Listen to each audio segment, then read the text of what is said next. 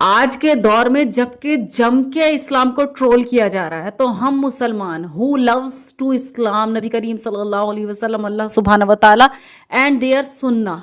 جو اس چیز سے محبت کرتے ہیں، قرآن کریم کی تعلیمات سے محبت کرتے ہیں، وہ اس دور میں کیا کر سکتے ہیں؟ جو بھی علم آپ کو ہے اسلام کے بارے میں، جو بھی جتنا بھی علم آپ کو ہے، آپ وہ پھیلائیے، اس پر عمل بھی کیجئے۔ اگر کہیں برا ہوتے ہوئے دیکھیں تو جس طریقے سے آپ اس کو روک سکیں روکنے کی کوشش کیجئے۔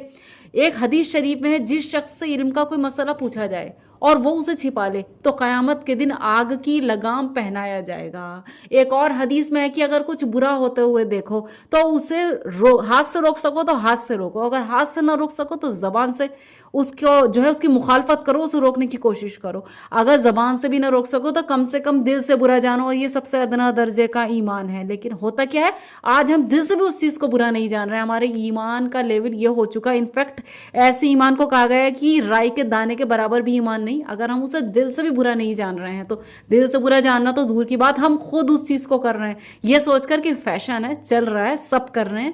اور روکنا تو بہت دور کی بات، ہم سوچتے ہیں فلاں بندہ کہیں برا نہ مان جائے، لیکن یہ نہیں کرنا۔ اسی طریقے سے اس زمانے میں سورہ آل عمران کی آیت نمبر 187 188 اور 189 کی تفسیر آپ کو بتاتی ہے کہ اللہ تعالیٰ اہل کتاب کو یہاں ڈانٹ رہے ہیں۔ پیغمبروں کی وساطت سے جو عہد ان کا جناب باری تعالیٰ سے ہوا تھا کہ حضور پیغمبر آخر الزماں صلی اللہ علیہ وسلم پہ ایمان لائیں گے اور آپ کے ذکر کو اور آپ صلی اللہ علیہ وسلم کی بشارت کی پیشن گوئی کو لوگوں کو میں پھیلائیں گے اور انہیں آپ کی تابداری پر آمادہ کریں گے، اور پھر جس وقت آپ آ جائیں تو یہ دل سے آپ کی تابدار ہو جائیں گے، کیونکہ ان کی کتابوں میں، اہل کتاب جو یہود و نصارہ تھے، ان کی کتابوں میں بھی نبی کریم صلی اللہ علیہ وسلم کے آنے کی تصدیق تھی۔ ان کی کتابیں اس بات کی تصدیق کرتی تھی کہ ایسے ایسے آخری پیغمبر آئیں گے، اور جب وہ آ جائیں گے تو انہیں بھی ان نبی کی اتباع کرنی پڑے گی۔ لیکن انہوں نے اس عہد کو چھپا لیا، اور اس کے ظاہر کرنے پر دنیا اور آخرت کی جن بھلائیوں کا ان سے وعدہ کیا گیا تھا، ان کے بدلے دنیا کی تھوڑی سی پونجی میں وہ الجھ کر رہ گئے۔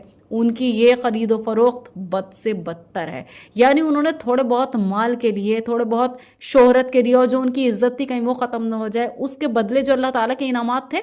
ان سے سودا کر لیا۔ یہ خرید و فروخت بد سے بدتر ہے۔ اس میں علماء کو تنبیہ ہے،